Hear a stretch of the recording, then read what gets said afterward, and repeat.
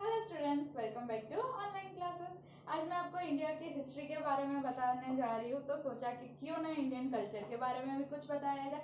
तो ये है हमारा इंडिया का कल्चर, जहाँ पर एक स्त्री अच्छी तरह से साड़ी में सज धज कर आती है और सबका दिल जीत लेती है। आज हम पढ़ेंगे चैप्टर जिसका नाम है rise of British rule in India. Actually इसका नाम ऐसा नहीं होना चाहिए, ऐसा मैं मानती हूँ। आप क्या सोचते हैं वो भी बताइएगा। इसका नाम ऐसा होना चाहिए कि how Britishers break trust of India and how they rule India and they break unity of India. मैं तो ऐसा मानती हूँ क्योंकि उन्होंने ऐसा किया था। वो आए तो थे इंडिया में ट्रेड करने के लिए और फिर क्या करके गए, रूल करके गए और इंडिया की यूनिटी को भी तोड़ दिया। तो इसका नाम मेरे मुताबिक तो यही होना चाहिए। तो देखते हैं कि इंडिया की कौन सी चीजें फेमस थी जिसके लिए वो इंडिया में आए थे।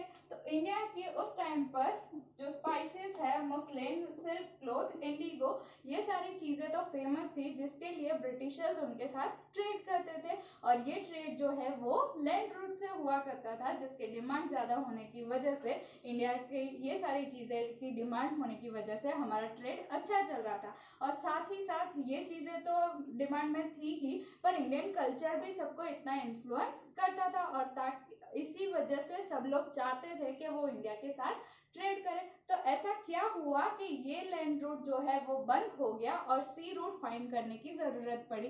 देखते हैं। तो आपको बताते हैं कि हुआ क्या था। तो हुआ ये था कि इन लोगों को इंडिया की चीजों की बहुत जरूरत थी। ऐसे ही ना सोने की चिड़िया बोलते थे हमारे देश को, भाई इनक्रेडिबल इंडिया है, पहले से महान है मेरा देश। तभी तो सबको खोजने निकलना पड़ा था सबको। जब ये रास्ता बंद कर दिया था, तुर्किश लोगों ने कॉन्स्टेंटिनोपल जो है वो जीत लिया था। और उन लोगों को क्या था कि ट्रेड से प्रॉब्लम था, ठीक है। तो उन लोगों ने क्या कर दिया, वो रास्ता बंद। तब यूरोपियन कंट्रीज मतलब कि जो स्पेन, इटली, पोर्टुगल, वो वहां से अब जा नहीं सकते थे उनके ट्रेडर्स। तो ये रास्ता तो बंद हो गया, ब्लॉक हो गया। तो अब क्या करें, तो सी रूट फाइंड करने की इसलिए जरूरत पड़ी थी। अब सी रूट फाइंड करने के लिए निकले जो जो एक्सप्लोरर थे, सेलर थे, जो दिमाग वाले थे, जो जो स्कॉलर थे, सब निकल पड़े। तो किन किन लोगों ने, जो बेसिकली हिस्ट्री में जो ज्यादा बड़े नाम है उनकी यहाँ पे हम डिस्कस करते हैं, जो आपकी बुक में भी दिए। तो Christopher Columbus. Christopher Columbus Italy के थे। उनका नाम था क्रिस्टोफर कोलम्बियम कोलंबस क्लेबे, ऐसा था, विचित्र नाम। और ये जो है क्रिस्टोफर कोलंबस, ये एक्चुअली में वहां से निकले। और उनका ऐसा मानना था कि जो अफ्रीका वाले सी रूट से मैं जाऊंगा तो लॉन्ग पड़ेगा, क्योंकि वो ऐसा है। तो इसलिए मैं सीधा अटलांटिक ओशन से सीधा जाता हूँ और वहां से जापान आ जाएगा और जापान से मैं इंडिया पहुंच जाऊंगा, ऐसी सोच के साथ वो निकले थे। और ये क्रिस्टोफर कोलंबस हो या फिर हम आगे वास्को डी गामा की भी बात करेंगे, ये सब जो अरब स्कॉलर थे, अल इदरशी, इनके मैप्स यूज किया करते थे। उन्होंने 11वीं सेंचुरी में ये मैप बनाए थे। और उनकी खासियत ये थी कि ये मैप उल्टे बनाते थे, फिर ऐसे करके वो दिखाते थे, मतलब उल्टे में। क्या स्कॉलर थे, क्या दिमाग था उनके पास। उनके मैप यूज किया करते थे, पर उनमें अमेरिका का जिक्र नहीं था, इसलिए कंफ्यूजन यहाँ पे हो गया कि वो इंडिया। और उनका मैथ थोड़ा वीक था, आप फैक्ट में भी देख सकते हो, मैं उनकी बुराई नहीं कर रहा, उनका मैथ वीक था। और मैथ वीक था तो उन्होंने ऐसा डिसाइड किया कि यहाँ से मैं 30 दिन में, क्योंकि सेल करने निकलने के लिए फूड और ये सब लेके जाना पड़ता है ना, तो 30 दिन का उन्होंने फूड स्टोरेज और सब लेके निकले उस हिसाब से सामान, और सोचा कि हम जापान पहुंच जाएंगे। पर एक्चुअली में वो 25 या 26वें दिन पे पहुंचे, कहाँ पे, जो नॉर्थ अमेरिका के पास जो छोटे छोटे आइलैंड है, ठीक है, जो क्यूबा है, बहामास है, जमैका है, ये सब, जिसको अभी हम वेस्ट इंडीज आइलैंड बोलते हैं, जहाँ से सारे क्रिकेटर्स आते हैं, कार्वन पोलार्ड और ये सब जो आते हैं, गेल। तो वो जो है ना, वो छोटे छोटे आइलैंड जिससे क्रिकेट बोर्ड बना वेस्ट इंडीज, वो वहां पे पहुंच गए इंडीज। तो वो एक्चुअली वहां पे तो इंडिया नहीं था। उनको पहले स्किन टोन देख के लगा कि ये तो सब इंडियन हो गए, पर इंडियन तो इतने भी नहीं होते ब्लैक। और इससे मैं एक चीज बताऊंगा कि स्टॉप रेशियल डिस्क्रिमिनेशन, ऐसे काले गोरे का भेद नहीं रखना चाहिए। कोलंबस ऐसा करता है, ठीक है, तो ऐसा नहीं करना चाहिए। अब फिर हम इसकी बात करते हैं कि ये उसके बाद जो दूसरे स्कॉलर इटली के गए थे, एमएचयू, उनके नाम में से ही अमेरिका नाम पड़ा। उससे पहले अमेरिका मतलब सी रूट फाइंड ही नहीं, लोग वर्ल्ड में पता ही नहीं था कि है अमेरिका करके कॉन्टिनेंट। तो इसलिए उनके नाम पे से फिर ये पढ़ा गया था। और इनका 1493 में ये अटेम्प्ट जो था इंडिया सी रूट फाइंड करने का, वो फेल हुआ। फिर उन्होंने दूसरा ट्राई किया था, उन्होंने 1495 में वो वहां कैप ऑफ गुड होप जाके वापस आ गए थे, साउथ अफ्रीका जिसको आज हम बोलते हैं ना, कैप ऑफ गुड होप, वहां से वापस आ गए थे, उनसे आगे का रास्ता नहीं मिला था। तो ये दो अटेम्प्ट उन्होंने हो गए थे। अब उसके बाद 1498 में किसने ट्राई किया, Portuguese seller Vasco D gamma ने, वो कैप ऑफ गुड होप तक पहुंच गए, वहां तक क्लियर था। उनका लक क्या काम कर गया, वहां पे उनको एक ओमानी सेलर मिल गया, ओमान का एक सेलर मिल गया अल मजीद, वो वहां से उनको मालबर पोर्ट तक ले गया, मालबर पोर्ट जो कि ईरान में आया, वहां से उनको और क्या लक काम कर गया, एक इंडियन सेलर मिल गया, ठीक है, कच्छ का, और वो उनको ले गया कालीकट पोर्ट तक, वो वहां से ट्रेड करता था मालबर से कालीकट पोर्ट तक, तो वैसे वो कालीकट पोर्ट तक आ गए। और कालीकट पोर्ट में कौन राजा थे, एक्चुअली उनका नाम रामादेवा टू था, पर यहाँ पे जो दूसरा नाम दिया है, पर वो सब क्या है उसका आगे अब मैं नहीं बताऊंगा, अब मैं थोड़ा ब्रेक लेने जा रहा हूँ, तो आपको पता चलेगा थोड़ी देर बाद। हाँ जी, तो ये जो किंग थे उन्हें हिस्ट्री में बोला गया है किंग जामोरिन, जिन्होंने ये वास्को दी गामा को वेलकम किया, और फिर वास्को दी गामा को परमिशन मिली पोर्टुगीज को कि यहाँ पर आकर, इंडिया में आकर वो ट्रेड कर सकते हैं। तो अब जब उन्हें परमिशन मिल गई ट्रेड करने की, तो उन्होंने उसका फायदा उठाया। क्या फायदा उठाया कि उन्होंने ट्रेड करने के साथ साथ रूल भी कर लिया, और 100 ईयर्स तक उन्होंने रूल किया। उनके पास इंडिया के दीव, दमन और गोवा पोर्ट जो थे, उन्होंने वहां पर रूल करना स्टार्ट कर दिया। अब सीधी सी बात है, अगर आप ऐसी कुछ चीज देखते हो जो किसी के मोनोपोली है, तो आप भी चाहोगे कि हम भी ऐसी चीज उसका प्रोडक्शन करें और फिर हम भी मोनोपोली अप्लाई करें, राइट। तो वैसे ही हुआ कि जैसे पोर्टुगीज को सब लोगों ने देखा कि ये लोग जो है वो ट्रेड करने गए थे और अब रूल कर रहे हैं, तो बाकी की कंट्रीज के लोगों ने भी सोचा, और इसीलिए डेनमार्क से आए डेनिश लोग, हॉलैंड से आए डच लोग, और उन लोगों ने फिर ट्राई किया कि वो भी ट्रेड करे और इंडिया पे रूल कर सके। और उसके साथ साथ फ्रेंच से भी आए थे लोग, और ब्रिटिश की जो ईस्ट इंडिया कंपनी है वो भी 1600 एडी में एस्टेब्लिश की गई। वहां की जो क्वीन थे, क्वीन एलिजाबेथ, उन्होंने मर्चेंट्स को परमिशन दे दी कि वो इंडिया में जाकर ट्रेड कर सकते हैं। अब ये सारे जो कंट्रीज के लोग आए ना, उनमें सबसे होशियार जो बोल सके स्मार्ट लोग थे ब्रिटिशर्स, जिन्होंने देख लिया कि इंडिया में क्या है। एक तो यूनिटी नहीं है, लोगों को आसानी से उनकी बातों में फंसाया जा सकता है, ये सोचकर फिर उन्होंने सोचा कि यही वो जगह है जहां से हम सारी चीजें ले सकते हैं। तो उन्होंने धीरे धीरे धीरे अपना ट्रेड इंक्रीज करना चाहा।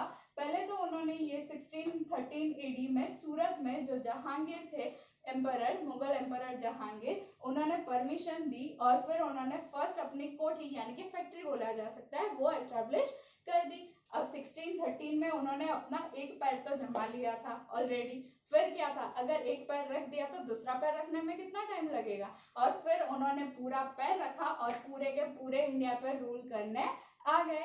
तो यहाँ पर गलती हो गई इंडियन से। अगर उन्हें एक पैर ही जमाने नहीं दिया होता तो क्या बाकी लोग आ सकते? नहीं ना।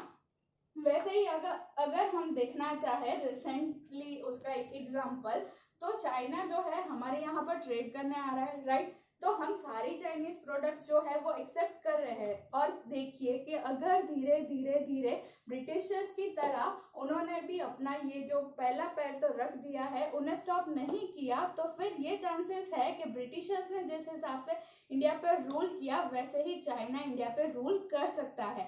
तो पहले के लोगों ने नहीं सोचा, पर हम तो स्मार्ट है ना, हम सोच सकते हैं कि हमें यहीं से चाइना का ये पैर जो रखा है उसे काट देना है, ताकि वो हम पर रूल ना कर सके। ठीक है, इसके बारे में सोचते रहिएगा।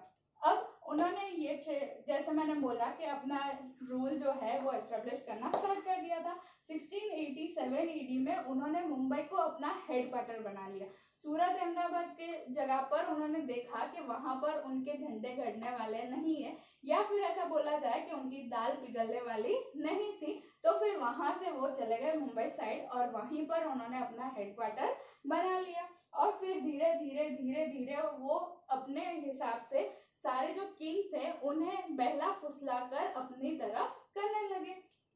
अब मैंने जैसे बोला कि ब्रिटिशर्स के साथ फ्रेंच भी आए थे, तो ये दोनों जो है वो ऐसा बोला जा सकता है कि एक दूसरे को कंपटीशन दे सकते थे। तो फ्रेंच ईस्ट इंडिया कंपनी जो है वो 1668 ईडी में उन्होंने एस्टेब्लिश की थी। अब आप बताओगे पहले 1687 वाला बता दिया, आप 1668 वाला बता, तो ये हमारे बुक का ये जो लॉजिक है वो मुझे भी पता नहीं चलता, पहले ऐसे इवेंट्स को उलट सुलट कर देते हैं। तो अब क्या हुआ, ये दोनों स्ट्रॉन्ग कंपटीशन देने वाले थे एक दूसरे को। तो इसी की वजह से 1746 से लेकर 1763 के दौरान फ्रेंच ईस्ट इंडिया कंपनी और ब्रिटिश ईस्ट इंडिया कंपनी जो है उन दोनों के बीच में वॉर होती रहती थी कि कौन सबसे ज्यादा यहाँ पर मजबूती से अपना पैर जमा सकता है। और ये इतने सालों में जो फाइट हुई उसके बीच में भी बहुत सारे इवेंट्स हुए जिसके बारे में पढ़ते हैं। और फिर ये जो वॉर हुई ना, इसको एंग्लो फ्रेंच वॉर बोला जाता है हिस्ट्री में। आप उसके बारे में सर्च कर सकते हो, कुछ और फैक्ट जानने मिल सकते हैं। मैं यहाँ पे फैक्ट बताने के लिए आया हूँ, वैसे आपके लेक्चर में घुस गया हूँ ना मैं, लेक्चर तो मुझे मजा आ रहा है। तो यहाँ पे एंग्लो फ्रेंच वॉर की बात यहाँ पे खत्म हुई। अब दूसरी जो इंपॉर्टेंट इवेंट हुई, मैं इंडिया की बात करूंगा, मुझे इंडिया पे ज्यादा प्यार आता है। पर उन लोगों ने क्या किया देखो मैं बताता हूँ। 1757 में, अब ये लोग आ तो गए थे यहाँ पे, ठीक है, जो मुगल एम्पेयर इन्होंने गलती कर दी थी कि उन्होंने परमिशन दी, जैसे सब मैम ने बताया। अब ये बंगाल में वहां पे अपनी ये सब काफी सब जगह पे बना चुके थे। बंगाल में भी उन्होंने एक अपनी कोठी बनाई थी। और वहां के उनके जो लीडर थे जो ईस्ट इंडिया कंपनी के, वो थे रॉबर्ट क्लाइव। वो थे बहुत ही चालाक। उन्होंने देखा कि यहाँ पे कुछ हमारी दाल गल सकती है, और उन्होंने क्या किया, वहां पे डायरेक्ट ही एक कंस्ट्रक्शन शुरू कर दिया, एक फोर्ट जैसा बनाने के लिए अपना ईस्ट इंडिया कंपनी का। अब किंग सिस्टम में किंग के होते हुए उन्हें कुछ जानकारी नहीं दी, उनसे परमिशन नहीं ली, और उनकी जमीन पे बनाना शुरू कर दिया, तो किंग को तो बुरा लगेगा ही। तो अभी किंग ने आके बोला भाई ये गलत है, मत कीजिए। तो उन्होंने डायरेक्ट किंग को चैलेंज कर दिया कि जो खाना है वो खा। तो फिर वो किंग तो वॉर करेगा। तो किंग ने डिसाइड किया कि चल भाई आ तो कल मैदान में। इसका तो पूरा सा प्लानिंग था पहले से, उसने देख रखा था कि मिर्जाफर जो कि उसका मिनिस्टर है वो बहुत ही ग्रीडी है, तो उसको पटा के रखा था कि तू मेरा साथ दे, मैं तुझे किंग बना दूंगा। और उसने ऐसे ही काफी सारे उसके सोल्जर्स को भी ऐसे खरीद रखा था। और उसकी वजह से हुआ क्या, जब दूसरे दिन सिराजुद्दौला ऐसे जब वॉर हुई, बैटल ऑफ प्लासी क्यों बोला गया, क्योंकि वहां पे पलास पलास मतलब खाकरा के ट्रीज, वो ट्रीज बहुत थे, उसकी वजह से उसका नाम बैटल ऑफ प्लासी हुआ। 1757 जैसे सिराजुद्दौला बोला आक्रमण, और वो सब देखा तो सारे सोल्जर उसके सामने आए, फिर बेचारे को बहुत ही मारा कोटा। पर ऐसा नहीं, मजाक कर रहा हूँ। हुआ क्या था, मतलब काफी उसकी सेना कम हो गई, उसकी ताकत, उसने तो सोचा ही नहीं कि उसके साथ धोखा होगा। और आधे ही दिन में वॉर खत्म हो गई, और सीधी सी बात है इन लोगों ने चीटिंग करके जीत ली।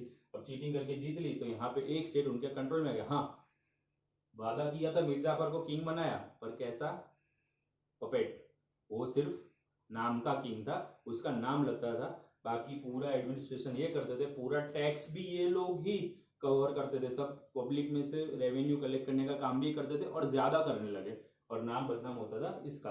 तो अब इसका बदला तो लेना पड़ेगा ना। इसका बदला लेने के लिए कौन आ रहा है, क्या होगा आगे, इसके बारे में जानते हैं।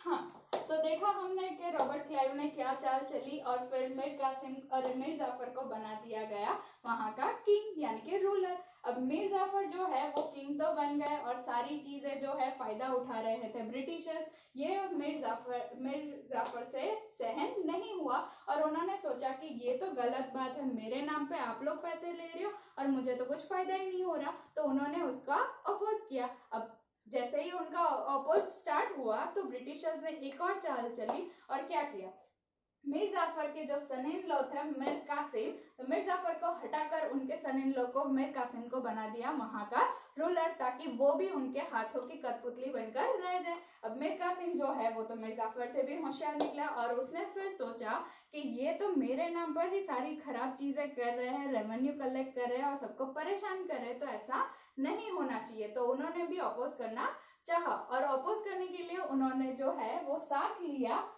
बंगाल के नवाब और बिहार और उड़ीसा, ये तीनों किंग जो है साथ में मिलकर फिर ब्रिटिश आर्मी के सामने फाइट करने गए, और उस फाइट का नाम दिया गया बैटल ऑफ बक्सर, जो कि 1764 में हुई थी। अब ये तीनों साथ में मिलकर लड़ने तो गए, पर वो उन्होंने देखा नहीं कि ये ब्रिटिशर्स जो है वो थोड़े तगड़े निकले, और फाइट थोड़ी तगड़ी हो गई, और उनके सामने वो टिक नहीं पाए। अब ये तीनों जो रूलर्स थे वो टिक नहीं पाए, इसीलिए ब्रिटिशर्स को वहां के स्टेट्स पर दीवानी राइट्स मिल गए और रेवेन्यू कलेक्ट करने लगे। ये इतने स्मार्ट थे कि जब रेवेन्यू कलेक्ट करते हैं तो रखते किंग किसको है, इंडियन रूलर को, ताकि पब्लिक को ऐसा ही लगे कि ये सारी चीजें जो है वो इंडियन रूलर कर रहे हैं। तो उसकी वजह से क्या होगा, पब्लिक और रूलर के बीच में भी वैसे भी कुछ ना कुछ ऐसी चीजें होती रहेंगी, मिसअंडरस्टैंडिंग्स होती रहेगी, जिसकी वजह से उनके किंग के प्रति उन्हें हेट ज्यादा होगी।